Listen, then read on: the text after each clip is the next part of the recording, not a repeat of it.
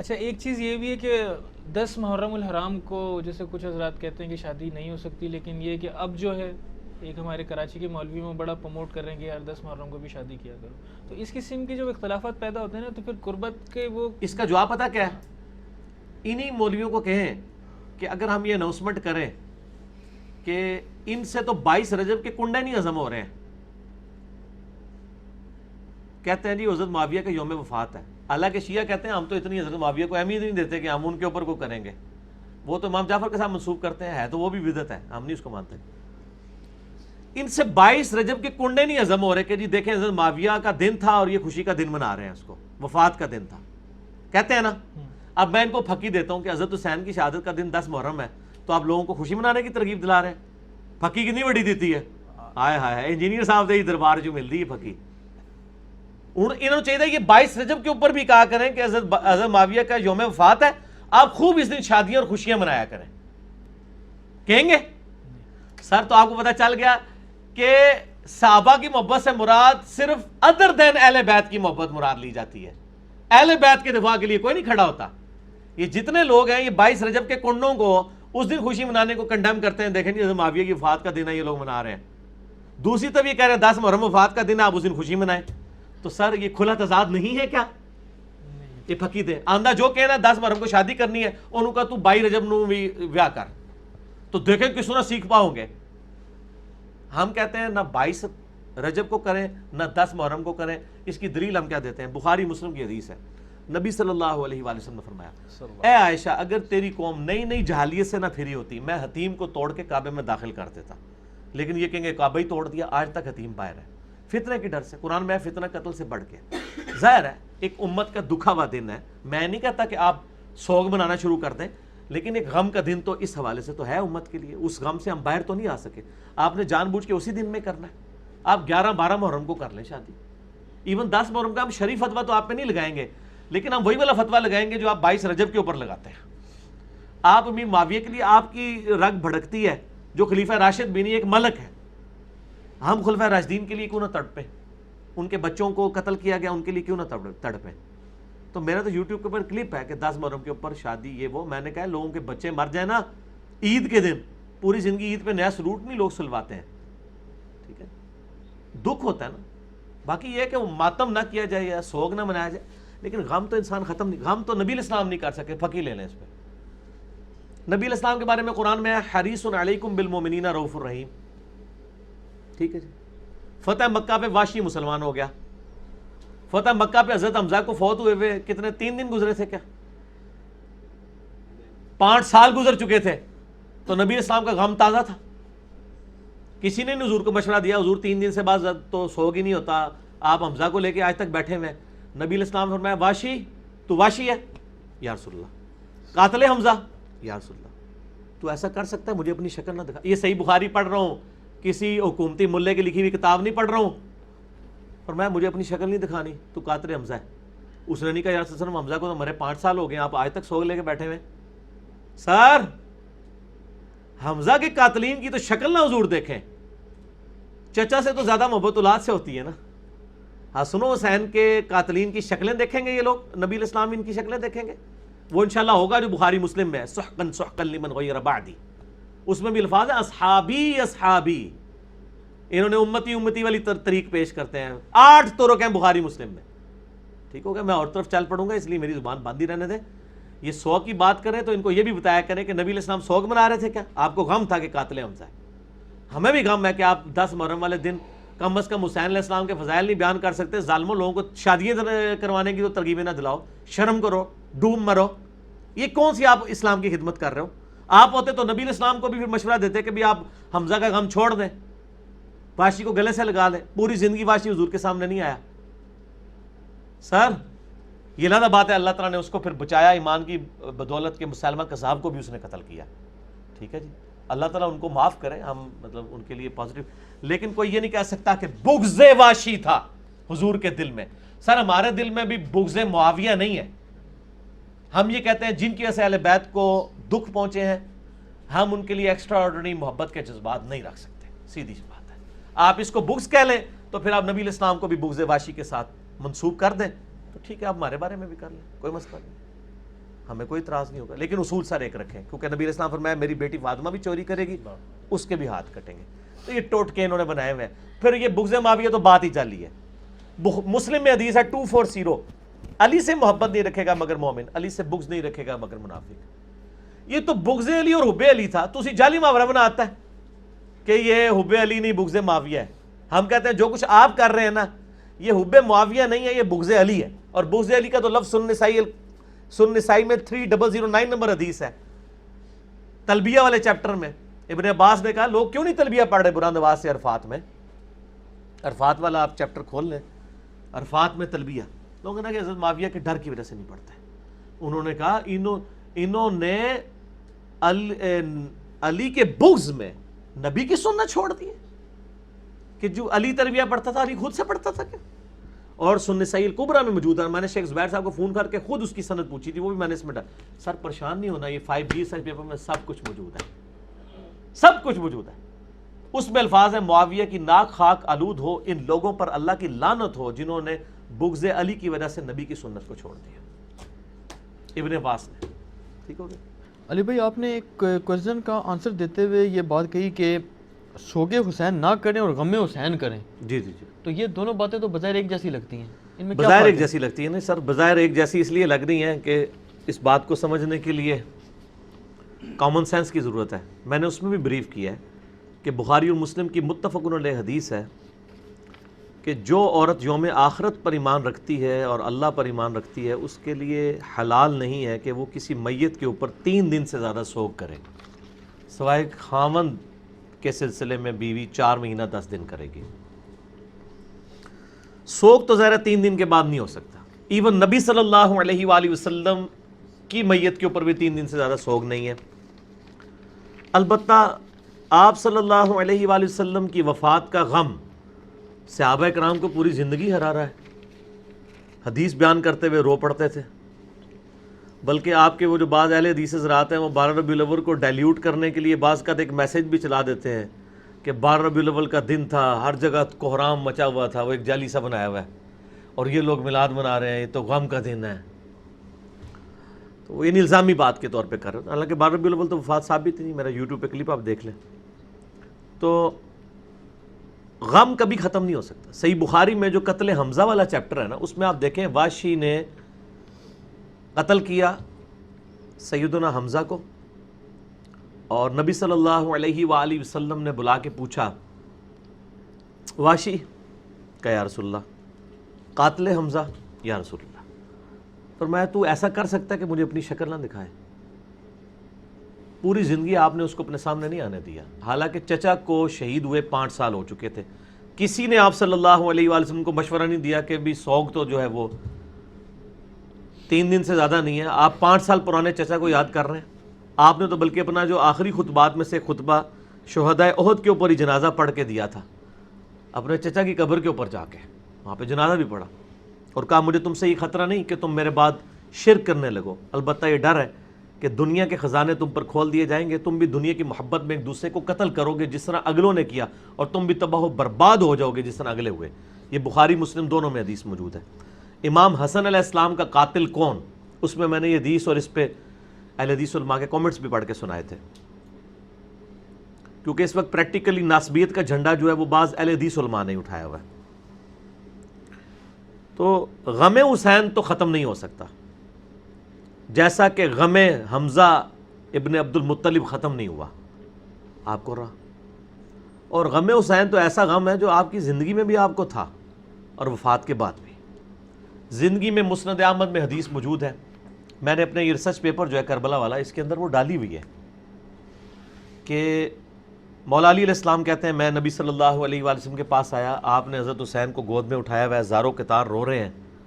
میں نے پوچھا یا رسول اللہ میرے باپ آپ پہ قربان، آپ کو کس نے غمناک کیا؟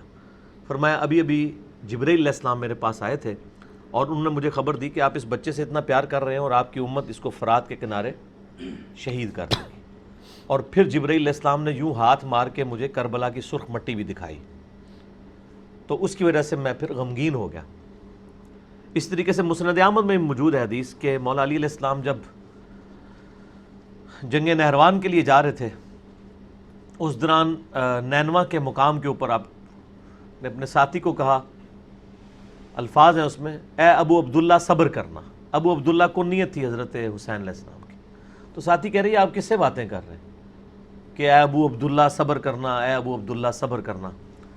فرمایا میں نے نبی صلی اللہ علیہ وآلہ وسلم سے یہ حدیث سنی تھی.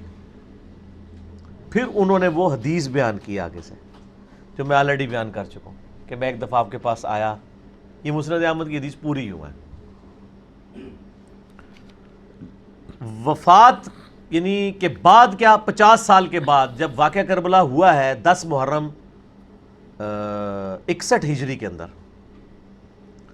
وہاں پہ آپ دیکھیں کہ ابن عباس کہتے ہیں، مسند احمد میں یہ موجود ہے اور تواتر کے ساتھ ابن عباس کے شاگردوں نے اس خواب کو نقل کیا. شیخ زبیر لزئی صاحب، شیخ شعیب ارنو دونوں اس حدیث کو صحیح کہتے ہیں کہ ابن عباس نے خواب دیکھا کہ دوپہر کا وقت ہے، نبی صلی اللہ علیہ وآلہ وسلم کے بال بکھرے ہوئے ہیں، پرانگدہ حالت ہے، جسم کے اوپر ڈسٹ وغیرہ لگی ہوئی ہے اور ہاتھ میں خون کی ایک شیشی ہے. اور ابن عباس کہتے ہیں میں یعنی کانپ اٹھا، میں نے کہا یا رسول اللہ صلی اللہ علیہ وآلہ وسلم، میرے ماں باپ آپ پہ قربان، یہ آپ کی کیا حالت ہے؟ فرمایا یہ حسین اور ان کے ساتھیوں کا خون ہے جو میں صبح سے جمع کروں کربلا میں. یہ ایک تمثیل دکھائی گئی تھی، یہ نہیں ہے کہ آپ وہاں موجود تھے. اس طرح کی ایون ہم جتنے دوست یاروں کو خواب میں دیکھتے ہیں، آپ ان سے پوچھیں کہ آپ آج میرے خواب میں آئے تھے تو ان کو نہیں پتا ہوگا. وہ اللہ تعالیٰ تمثیل دکھاتا ہے نا. تو وہ کہتے ہیں میں اس وقت اٹھا، وہ دن اور تاریخ میں نے نوٹ کر لی. بعد میں پتا چلا اسی دن 10 محرم الحرام 61 ہجری میں حسین ابن علی کو ان کے ساتھیوں کے سمیت 72 کے قریب وہ بنتے ہیں ٹوٹل، شہید کر دیا گیا، جن میں سے 18 اہل بیت تھے اور باقی دوسرے لوگ. تو یہ غم حسین تو جاری ہے جی. اب یہ حدیث آپ دیکھ لیں تو نبی علیہ السلام کی وفات کے 50 سال کے بعد ہے. اور آپ کو میں بتاؤں یہ وہ حدیث ہے جس کو نقل کر کے ایون اسماعیل دہلوی، جس کو دیوبند اور اہل حدیث دونوں اپنا بزرگ مانتے ہیں، انہوں نے جو ان کی کتاب اپنی وہ تذکیر الاخوان ما تقویت الایمان، یہ دونوں اکٹھی چھپی ہوئی ہیں، ہمارے پاس موجود ہیں. اس میں انہوں نے یہ حدیث لکھ کے کہا کہ اس بات سے پتہ چلا کہ نبی علیہ السلام اپنی وفات کے بعد بھی غمگین ہے. اور اس پوری کتاب میں اسماعیل دہلوی لفظ ہی لکھتا ہے یزید پلید. یہ تو سعودیہ ایران کی ٹسل کی وجہ سے آج اہل حدیث کسی اور طرف چل پڑے ہیں. اسماعیل دہلوی صاحب تو لفظ ہی استعمال کرتے ہیں یزید پلید، یزید پلید، پلید کے بغیر تو وہ بات ہی نہیں کرتے. اسی کتاب کے اندر تقویۃ الایمان تو ان کے سلیبس میں پڑھائی جا رہی ہے نا، وہ کٹھی چھپی ہوئی ہے، تقویۃ الایمان اور تذکیر الاخوان. تو یہ مطلب ان لوگوں نے خام خواہ اس کو، باقی یہ جو کچھ آج کل تماشا ہو رہا ہے نا، اور وہ کلپ چڑھائے جا رہے ہیں کہ جی وہ جی 10 محرم کو ضرور شادی کریں، یہ کریں وہ کریں. ان کے لیے تو میں الزامی جواب پھکی کے طور پہ پہلے بھی بات کی، میں دوبارہ کرتا ہوں. ان کو کہیں کہ آپ اپنے لوگوں کو یہ بھی ترغیب دلائیں کہ 22 رجب کو بھی آپ شادی کریں. جو کہیں گے نہیں نہیں نہیں نہیں 22 رجب کے کنڈے نہیں ان کو ہضم ہو رہے. ہمارے نزدیک تو یہ سب کچھ ہی غلط ہے، لیکن ادھر یہ کیا کہتے ہیں کہ حضرت معاویہ رضی اللہ تعالیٰ عنہ کا یوم وفات ہے اور یہ خوشی منا رہے ہیں شیعہ. تو سر اگر شیعہ خوشی منا لیتے ہیں حضرت معاویہ کے وفات کے اوپر تو آپ کو کیا مسئلہ ہے؟ آپ کو تو نہ محرم سے کوئی لینا دینا ہے نہ آپ کو رجب سے. آپ تو ان دونوں کو بدعت ہی سمجھتے ہیں. منانے دیں ان کو، آپ کیا کہہ لیتے ہیں؟ ٹھیک ہے. اور یہاں پہ یہ کہہ رہے ہیں آپ 10 محرم کو خوشی کی ایکٹیویٹیز کریں، تو سر پھر آپ یہ بھی کہیں کہ 22 رجب کو بھی کریں. تو میں نے آپ کو بتایا نا، ایک یہ مینٹیلٹی ہے، ایک پارشل ناسبیت پائی جاتی ہے ان لوگوں کے اندر. ظالم ہیں یہ لوگ، ان کو اپنی اصلاح کرنی چاہیے اور غم حسین کو ڈیلیوٹ نہیں کرنا چاہیے. باقی میرا ریسرچ پیپر پڑھ لیں، اتنی گفتگو کافی ہے. یکم محرم الحرام سیدنا عمر کی شہادت اور 10 محرم الحرام سیدنا حسین کی شہادت کا دن، یہ صحیح سند سے ثابت ہے؟ دیکھیں جی، سندوں کی ضرورت وہاں پہ ہوتی ہے جہاں پہ اجماع نہ پایا جاتا ہو. سیدنا حسین علیہ السلام کی شہادت 10 محرم کو ہوئی، اس پہ اجماع امت ہے. سنی شیعہ کے ہاں اجماع ہے، عملی تواتر ہے. حدیث کی ضرورت نہیں ہے. اجماع حدیث کی بھی اور قرآن کی بھی حفاظت کرتا ہے. مثال کے طور پہ آج آپ پاکستان سے ساری مطالعہ پاکستان کی کتابیں ختم کرتے ہیں جن میں لکھا ہو کہ پاکستان 14 اگست کو بنایا گیا تھا. سر آج سے 1000 سال بعد بھی جب آپ پوچھیں گے نا تو لوگ بتائیں گے کہ پاکستان 14 اگست کو ہی بنا تھا، کیونکہ عملی تواتر سے ٹرانسفر ہو رہا ہوگا. اتنا بڑا ایک واقعہ ہوا، وہ اس طریقے سے وہ ٹرانسفر ہوا. اچھا، اس کے اگینسٹ نبی علیہ السلام کی وفات کی کوئی ڈیٹ کنفرم نہیں ہے، کیونکہ اس زمانے میں ڈیٹوں کا حساب اتنا نہیں تھا، دنوں کا تھا، دن ملتا ہے سوموار کا۔ 12 ربیع الاول والی بات تو جھوٹی ہے، میں نے بخاری مسلم سے ثابت کی ہے کہ 12 ربیع الاول نبی علیہ السلام کا یوم وفات نہیں۔ لاکھوں لوگوں نے میرا کلپ دیکھا، آپ لکھیں 12 ربیع الاول یوم وفات تو یوٹیوب پہ کھل جائے گا۔ 10 محرم الحرام پہ تو اجماع امت ہے، دوسری رائے کوئی نہیں ہے، اس لیے تو ضرورت ہی کوئی نہیں اس کی۔ یکم محرم تو میں نے آپ کو بتایا یہ انڈیا پاکستان میں یکم محرم ہے، باقی دنیا میں کہیں نہیں ہے، اور یہاں پہ بھی 30-40 سال سے یکم محرم شروع ہوا ہے، جب سے سنی شیعہ اختلاف کو بھڑکایا گیا 10 محرم کو ڈائلیوٹ کرنے کے لیے، اسے کمزور کرنے کے لیے۔ ورنہ آپ اہل سنت کی مین سٹریم کی 3 کتابیں ہیں، الاستیاب امام ابن عبد البر کی کتاب ہے، المتوفا 463 ہجری صحابہ کرام کے حالات زندگی پہ۔ دوسری کتاب ہے اسد الغابہ امام ابن اثیر المتوفا 630 ہجری، 8000 صحابہ کے حالات زندگی ہیں اس میں، 8000۔ اسی کی شرح لکھی ہے ابن حجر اسقلانی المتوفا 852 ہجری نے، اور وہ ہے الاصابہ۔ اردو میں ترجمہ ہو چکا ہے، سر آپ کو مسئلہ کوئی نہیں ہے، اردو میں ترجمہ ہو چکا ہے، اس کے اندر آپ جا کے پڑھ لیں۔ حضرت عمر کا یوم شہادت کیا، حضرت عثمان کی بیعت بھی یکم محرم سے پہلے ہو چکی تھی۔ ایک روایت اس میں ہے کہ حضرت ہم عمر کو دفنا کر رضی اللہ تعالیٰ عنہ علیہ السلام فارغ ہوئے تو یکم محرم کا چاند نظر آیا، لیکن اس کے ساتھ ابن اسیر نے لکھا یہ روایت کمزور ہے، وہ بھی یکم محرم شہادت نہیں بنتی ہے۔ حضرت عمر کی شہادت کے 3 دن کے بعد حضرت عثمان کو خلیفہ چنا گیا تھا، خلیفہ چننے کے بعد بھی محرم شروع نہیں ہوا تھا، اس کا مطلب ہے کہ وہ 25 26 27 اس میں سے کوئی 26 ہی ملتی ہے، زخم ان کو کہیں 21 22 کو لگا ہوگا، تبھی 26 کو ہی۔ اور سر ہم نے تو ایک کلپ بھی ڈال دی ہے حضرت عمر کا یوم شہادت، سر جو ویکیپیڈیا ہے دنیا میں ورلڈ انسائکلوپیڈیا، اسی میں جا کے سنی پڑھ لیں، وہ سنیوں کا بنایا ہوا ہے نا، اس میں حضرت عمر کی شہادت کا دن پتہ کیا لکھا ہے، 26 ذوالحجہ 23 ہجری۔ ہوں چینج کر دو لاتا میں کٹ لیجیے فوٹو اور پا چھڑی جے تھمبنیل وچ، ہوں تسی کرتے، ویسے تواڈے کہنے تے کچھ نہیں ہونا، گوروں کو آپ کو اتھینٹک انفارمیشن دینی پڑتی ہے، انڈیا پاکستان والے انہوں بیچاروں نے کیا دینی ہے۔ اور میں بتایا یہ ادھر ہی ہے، یکم محرم کے جلوس بھی یہیں پہ نکلے۔ میں یہ کہتا ہوں یعنی ایک ماڈرن خوارج کا طریقہ ہے 10 محرم کے اگینسٹ نکالنا، اور یہ وہ لوگ ہیں جو 12 ربیع الاول کے جلوس کو بدعت کہتے ہیں۔ ہم ان سے پوچھتے ہیں کہ نبی علیہ السلام کا تو مرتبہ زیادہ ہے، اگر یکم محرم کا جلوس سنت مان گیا ہے تو 12 ربیع الاول کو بھی آپ نکالیں نا، ٹھیک ہو گیا؟ نہیں نکالیں گے۔ ہمارے نزدیک تو جلسے جلوس سڑکوں کے اوپر روڈز بلاک کر کے، لوگوں کو تکلیف دے کے، مریضوں کو تکلیف دے کے، یہ تو نبی صلی اللہ علیہ وآلہ وسلم بھی اس کی اجازت نہیں دیں گے۔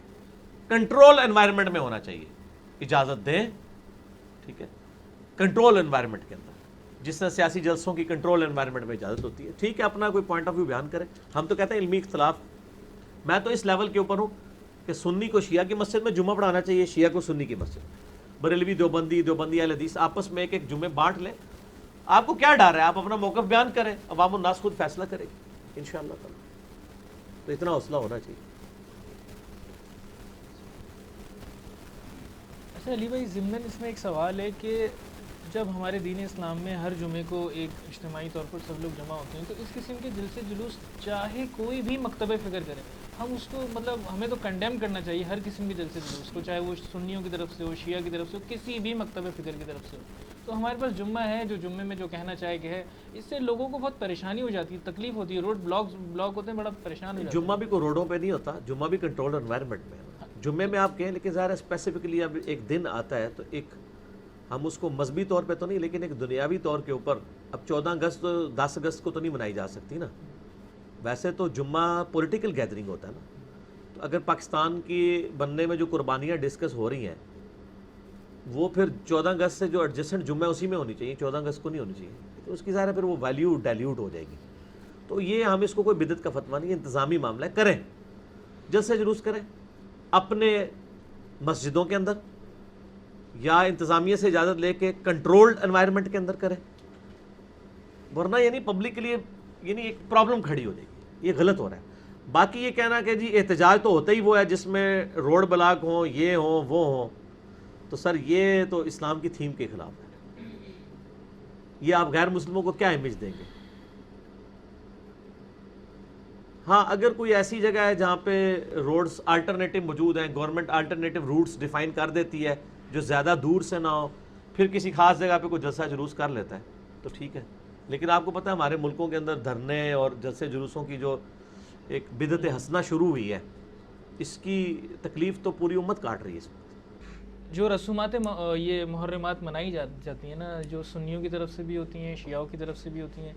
شیعوں کی طرف سے وہ سینہ کو بھی ہوتی ہے، زنجیر زنی ہوتی ہے، علم ہوتے ہیں، گھوڑا ہوتا ہے، پنجے ہوتے ہیں، وہ سبیل بنائی جاتی ہے، نیازیں دی جاتی ہیں.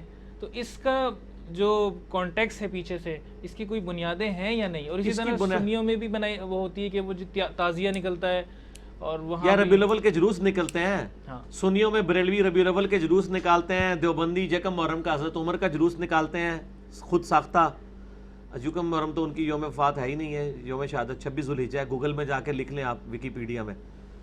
اور اہل حدیث جو ہیں وہ ختم بخاری کرواتے ہیں، اور بلکہ وہ تو امیر معاویہ کانفرنسز بھی کروا رہے ہیں.